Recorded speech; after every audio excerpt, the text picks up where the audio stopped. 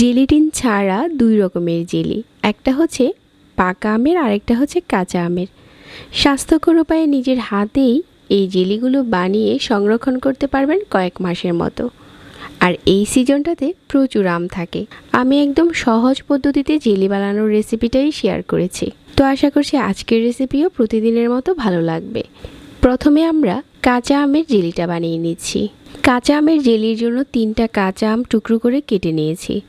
তারপর একটা প্যানে দিয়ে কাপ দিয়ে মেপে 3 কাপ পানি দিয়ে দিচ্ছি। 3টা আমের জন্য 3 কাপ পানি দিয়েছি।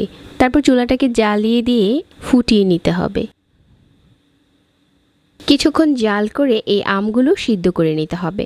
যখন সিদ্ধ হয়ে যাবে দেখেই বোঝা যাবে যে আমগুলো গলে গেছে। ঠিক এই পর্যায়ে হচ্ছে একটা ছাঁকনিতে ঢেলে পানি ঝরিয়ে নিতে হবে। আর উপরে যে আমটা থাকবে এটা দিয়ে আপনারা জুস তৈরি করতে পারেন। আমি শুধু আমের সিদ্ধ করা পানিটা দিয়েই কাঁচা আমের জেলিটা তৈরি করব। আর এখানে কাপ দিয়ে মেপে নেওয়ার পর 2 কাপের মতো হয়েছে। 2 কাপের মাঝে আমি এখানে 1.5 কাপ চিনি দিয়ে দিচ্ছি। চিনিটাও একদম মেপে দিতে হবে। আর বেশ কিছুক্ষণ জাল করে নিতে হবে। বেশ কিছুক্ষণ জাল করে নিয়েছি। চিনি আর এই আমের মিশ্রণটা এখন অনেকটা ঘন হয়ে গেছে। এখানে 1 চামচ ম্যাঙ্গো ফ্লেভার দিয়ে দিয়েছি আর অল্প একটু দিয়ে দিচ্ছি গ্রিন ফুড কালার। কালারটা অপশনাল, চাইলে স্কিপ করতে পারেন। এখানে 1 চামচের মতো ভিনিগার দিয়ে দিবেন, তাহলে কয়েক মাসের মতো এই কাঁচা আমের জেলিটা ভালো থাকবে। এখন একটা পরিষ্কার কাচের বয়মে ভরে সংরক্ষণ করার পালা।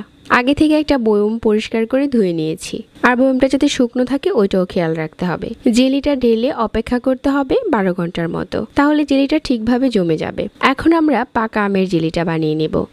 3টার মতো আমের পিউরি নিয়েছি। প্রথমে আমটাকে চেপে আমের রসটা বের করে নিচ্ছি। তারপর হচ্ছে ব্লেন্ডারে দিয়ে পিউরি বানিয়ে নিয়েছি। এখন চুলায় প্যান বসিয়ে এই আমের পিউরিটা দিয়ে 1 কাপ চিনি দিয়ে দিয়েছি। চিনিটা দেওয়ার পর অনবরত নেড়ে জাল করে যেতে হবে। যতক্ষণ না আমের এই মিশ্রণটা ঘন হয়ে যাচ্ছে ততক্ষণ জাল করতে হবে। বেশ কিছুক্ষণ জাল করে নেওয়া হয়ে গেছে।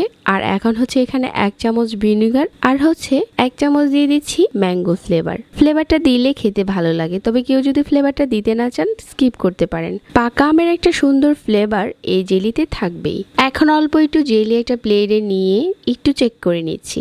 মিশ্রণটা এখন অনেকটা ঘন হয়ে গেছে। ঠিক এই পর্যায়ে হচ্ছে একটা পরিষ্কার বয়মে ভরে নিতে হবে আর অপেক্ষা করতে হবে 12 ঘন্টার মতো। 12 ঘন্টা পর আমাদের জেলিগুলো খুব ভালো করেই জমে যাবে। আমি একটু পাউরুটির উপরে লাগিয়ে দেখাচ্ছি যে হোমমেড এই জেলিগুলো অল্প সময়েই বানানো যায়। আশা করছি প্রতিদিনের মতো আজকের এই হোমমেড জেলি বানানোর রেসিপিটিও সবার কাছে ভালো লেগেছে। সবাইকে অনেক অনেক ধন্যবাদ জানিয়ে আজকে এখানেই বিদায় নিচ্ছি। আল্লাহ হাফিজ।